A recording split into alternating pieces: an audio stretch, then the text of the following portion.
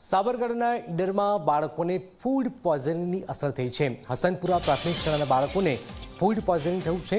બાળકોએ ભોજન કર્યા બાદ તબિયત લથડી છે। 45થી વધુ બાળકોને સારવાર માટે હોસ્પિટલ લવાયા છે।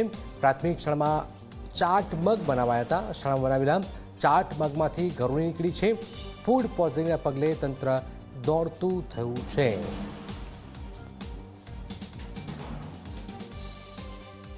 આજ રોજ અત્તરી હોસ્પિટલ ખાતે બપોરે 2 વાગ્યાના સુમારે અમોને તાલુકા હેલ્થ ઓફિસર ઈડર તરફથી ટેલિફોનિક સંદેશ મળેલો હતો કે હસનપુરા પ્રાથમિક શાળા ખાતે લગભગ 37 બાળકોને ઝેરી પદાર્થ જમવામાં આવી જવાથી ફૂડ પોઈઝનિંગ જેવું બનવા પામેલ છે।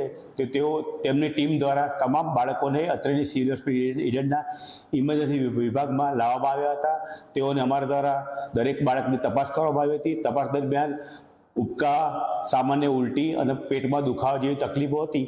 તો અમારા દ્વારા અને અમારી મેડિકલની અત્રેની હોસ્પિટલની ટીમ દ્વારા દરેકને સારવાર આપવામાં આવી હતી। ORSનું પાણી, એન્ટાસિડ વગેરે દવા આપવામાં આવી હતી અને દરેકને આઈસ્ક્રીમ આપવામાં આવેલ હતો।